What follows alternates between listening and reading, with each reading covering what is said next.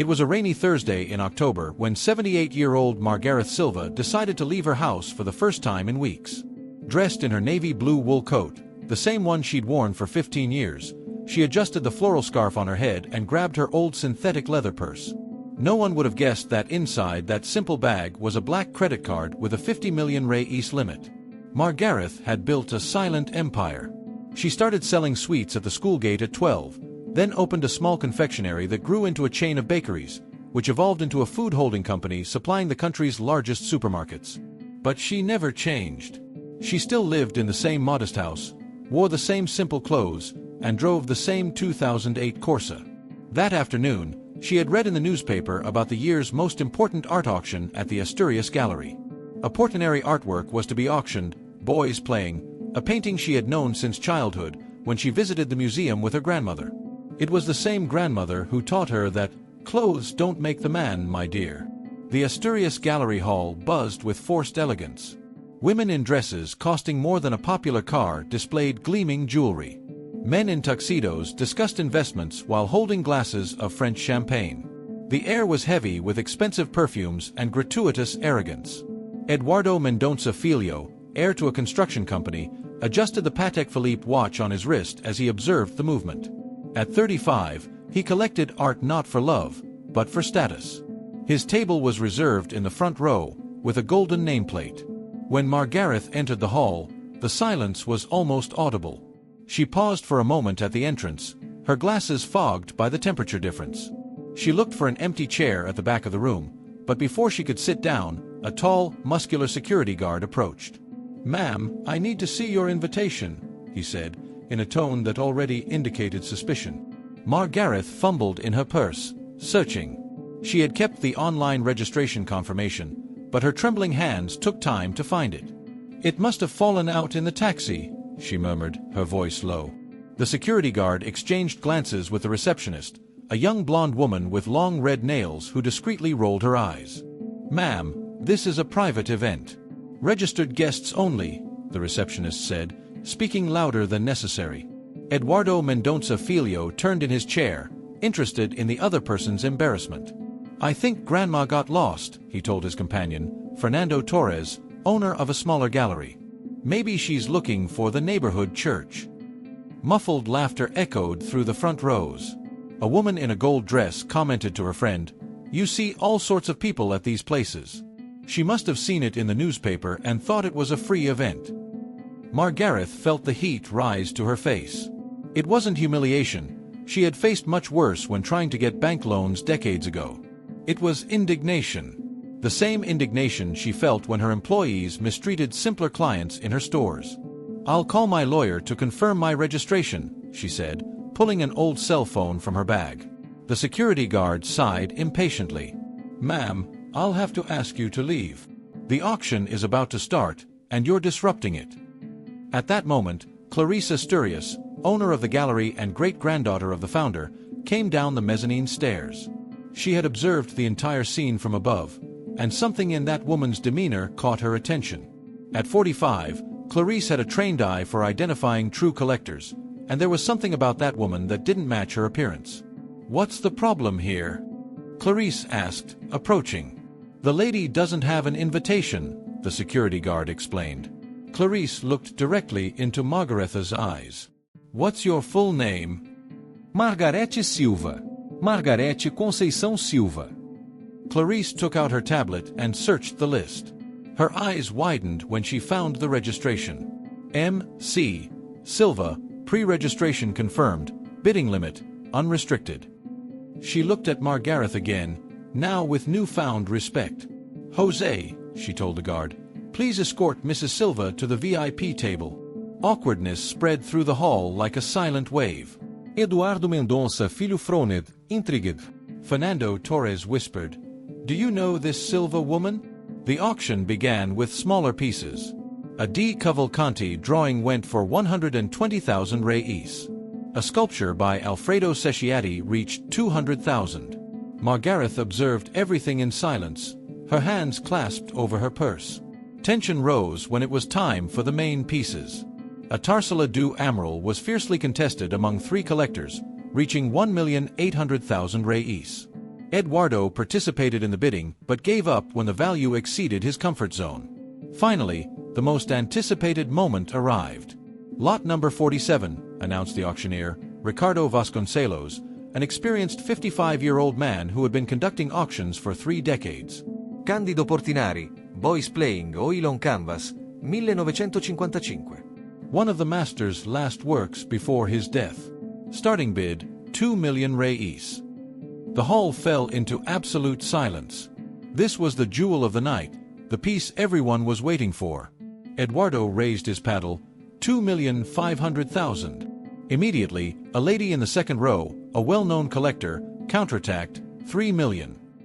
3,500,000, Eduardo countered, sweat beginning to form on his forehead. The bidding continued fiercely. 4 million. 4.5. 5 million. With each bid, the hall held its breath. 5,500,000 reis, Eduardo said, his voice already showing tension. This was his maximum limit. The auctioneer looked around. 5,500,000 reis once. Anyone else? That's when a clear, firm voice echoed from the back of the hall. 10 million reis. The silence that followed was deafening. All heads turned in the direction of the voice. Margareth stood, paddle raised, a discreet smile on her face. Eduardo Mendonça Filho turned pale. "That's impossible," he muttered. The auctioneer, experienced in unexpected situations, maintained his composure. "We have a bid of 10 million reis. Anyone else?" Eduardo looked at his financial advisor, who shook her head negatively. The bidding was over. 10 million reis, once, twice. The gavel struck forcefully. Sold. To Mrs. Silva. What happened in the next few minutes was a mixture of shock, shame, and curiosity. Whispers spread through the hall like wildfire. Clarice Asturias approached Margareth with a genuine smile. "Congratulations, Mrs. Silva. An excellent acquisition." "Thank you," Margareth replied. "I've always admired Portinari. My grandmother used to take me to see his works when I was a child." Meanwhile, Eduardo tried to process what had happened. He approached hesitantly. "Excuse my indiscretion, but have you been collecting for a long time, ma'am?" Margareth looked at him with eyes that had seen a lot. "I've been collecting experiences for 78 years, young man. Art is just one of them." Fernando Torres, who had mocked her earlier, tried to strike up a conversation. "May I ask what your line of business is?" "Food," she replied simply. The blonde receptionist approached with a forced smile. "Mrs. Silva, I need your details to finalize the purchase." Margareth opened her purse and pulled out not only her documents but also a black card that made the young woman's eyes widen. It was a Centurion card, the world's most exclusive credit card, owned only by individuals with assets exceeding 50 million. While the transaction details were being finalized, Margareth walked over to the painting. She stopped in front of Boys Playing, and for a moment seemed to be elsewhere, in another time. Discreet tears welled in her eyes. "Is it for a museum?" Clarice asked, approaching. "No," Margareth replied, wiping her eyes. "It's for my home. I want to wake up every day seeing those children playing. It reminds me that life should be simple, even when we have the means to complicate it." The security guard who had tried to expel her approached, clearly embarrassed. "Ma'am, I apologize for the misunderstanding." Margareth looked at him kindly. "No problem, son. We all judge by appearances sometimes. The important thing is to learn." Eduardo Mendonça Filho, still processing his defeat and shame, finally gathered the courage to approach. "Mrs. Silva, I wanted to apologize for the inappropriate comments. It was unforgivable." "Eduardo," she said, surprising him by knowing his name, "you have a very good construction company. I've used your services in some of my stores. But let me give you some advice. Build bridges, not walls. Arrogance builds walls." He swallowed hard, realizing that she not only knew who he was but probably knew his reputation better than he imagined. While the gallery staff handled the packing and transport of the artwork, Margareth prepared to leave. Clarice accompanied her to the door. "Mrs. Silva," Clarice said, "I hope to see you at our next auctions." "Perhaps," Margareth replied, adjusting the scarf on her head. But next time, maybe I'll wear my party dress, she said with a mischievous smile. You don't need to change anything, Clarisse said. True class needs no disguise. Margareth left the gallery the same way she arrived. Simple, discreet, but now carrying one of the country's most valuable artworks. The taxi driver who picked her up had no idea he was transporting one of the wealthiest women in the state. On the way home, she called her only daughter, Marina, who lived in London. Mom, how was the auction? I bought a painting, daughter. That's nice, Mom. How much was it? 10 million. Silence on the other end of the line. Mom, are you joking? I never joke about art, Marina. And I never joke about money.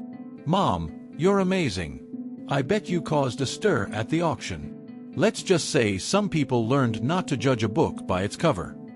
When she arrived home, Margareth made a chamomile tea and sat in her favorite armchair. She looked around the simple living room, imagining where she would hang Boys Playing. Perhaps on the living room wall, where everyone could see it. The next day, the news was in all the financial newspapers. Mysterious buyer acquires Portinari for 10 million at Asturias auction. But they didn't have her name. Clarisse had respected her privacy. Eduardo Mendonça Filho read the news at breakfast and decided to research more about Margareth Silva. When he discovered that she owned one of the largest food holdings in the country, he almost choked on his coffee. The simple old lady was one of the most influential people in the Brazilian business sector. That same morning, he sent flowers to Margareth with a card, to a true connoisseur of art. With admiration and respect, Eduardo Mendonça Filho. Margareth read the card and smiled. At least one person had learned something. 3 months later, Margareth returned to the Asturias Gallery for another auction. This time, she wore a discreet but elegant navy blue dress. When she entered, she was welcomed as the VIP she always was, but few had realized. Eduardo was also there. When he saw her, he stood up and greeted her respectfully. Mrs. Silva, it's an honor to see you again. Hello, Eduardo. How's business? Good, thank you. And you, how's your Portinari? Waking up with me every day, reminding me that happiness is in simple things. At that auction, Margareth bought 2 more pieces, not for show, but out of genuine passion for art. And when she left, several people bid her farewell with sincere respect. The lesson had been learned by all.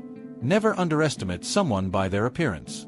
True wealth often wears simple clothes and goes unnoticed, but when it reveals itself, it transforms not only those who possess it but everyone around them.